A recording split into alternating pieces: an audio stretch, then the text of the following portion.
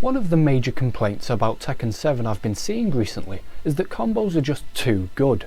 I think it'd be fun if we went over some of the difficult decisions that must be made when it comes to balancing combos, and the pros and cons of different possible changes to the system.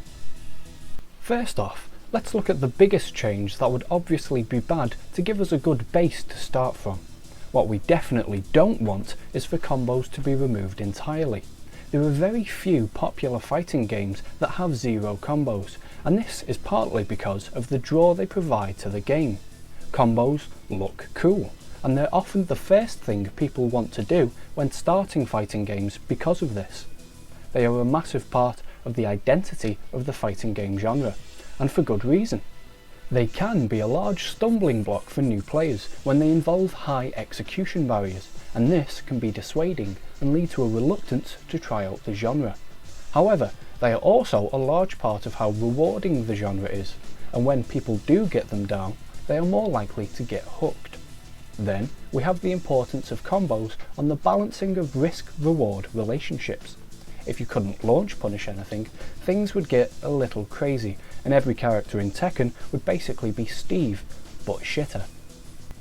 Some wise words from Arya of That Blasted Salami: Tekken needs high damage because the defensive options are so strong.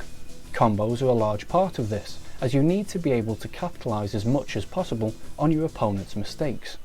This idea is a big part of how Tekken balances moves and even entire characters, like how Kazumi and Steve, for example, are less based around getting combos, but are themselves more difficult to launch. So now we know that we definitely want to keep combos, but what changes do we want to make? We said that they are rewarding for players, but can be gatekeepy with high execution, and I at least want more people getting into the game. Well, for the most part, the combos in Tekken 7 aren't too hard, with a few obvious exceptions. But it's okay for there to be exceptions, as it's good to have variable character difficulty. You get a feel for the game with certain characters, and then you have all the skills you need to enjoy the whole roster. However, a complaint many have is that the combos in this game are so good that you can get maximum output with very little effort. This means that characters with purposefully harder combos that were more rewarding in previous games are now becoming more obsolete, as high damage and wall carry are so easily accessed across the roster. As it stands, many characters can launch you, carry you to the wall with above 60% damage from anywhere on the stage, then get wall pressure that could easily kill you with 1 or 2 mix-ups, all for comparatively little effort put in. But what can we do to fix this? We could increase the scaling of subsequent hits on airborne opponents, or increase their pushback, or some combination of the two. Increasing the scaling would serve to reduce damage overall, leading to more characters needing to choose to maximise either wall carry or damage, with more or less hits in a combo respectively. This wouldn't necessarily change the length of combos, however, which many people don't enjoy at the moment. Increasing pushback with subsequent hits would mean most characters would need to screw very early in combos to get any damage from it, and would significantly raise the execution ceiling for maximum wall carry, which wouldn't be too much of a problem for new players. I think it would just give them something to work towards, and would make pulling it off more impressive. Some combination of these changes may serve to mean that characters would be more specialised within their combos. For example, Paul might favour very few hits but very high damage, while Lee might favour low damage but high wall carry and execution, thus giving characters back some of the identity they may have lost. These changes might not decrease the combo effectiveness of Geese and Akuma, however, who link moves before launching properly, meaning they would be even more combo specialist with meter than they already are. However, this might as easily lead to even more people constantly complaining about them if they are brought back for Tekken 8. A more radical approach may be to remove the screw system entirely.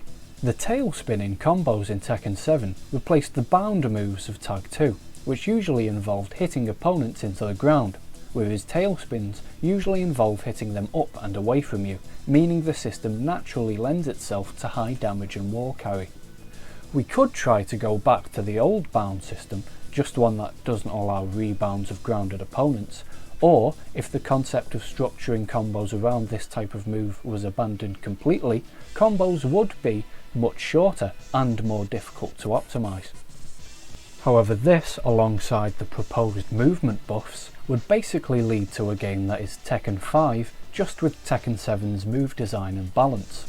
Whether that's a good thing or not is up to you, because I never personally played Tekken 5. This would therefore mean that characters with rage drives that spike, like Brian and Dragunov, or cause a spin, like Lee and Yoshimitsu, would have a massive advantage, as no other character would have access to this type of thing. This type of spike may be adopted as a universal option, to replace both bound and tailspin, one that gives increased damage but completely negates wall carry, so players have to choose between them. It's just one idea though, and I'm nowhere near imaginative enough to come up with a proper new system, so I'd love to hear your ideas in the comments.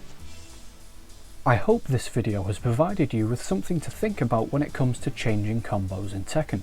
I know I haven't talked about possible changes to wall interactions in this one, but I think it might deserve its own video in the future. I very much hope you've enjoyed this, and if you'd like more from me, please subscribe for more videos. I'm currently uploading about once a week, but I upload whenever I feel like, really. In the meantime, I have plenty of other videos on the channel for you to watch, and if you want, you can follow me on Twitch for more interactive content and on Twitter for updates. Links are in the description. Thanks again, and have a lovely day.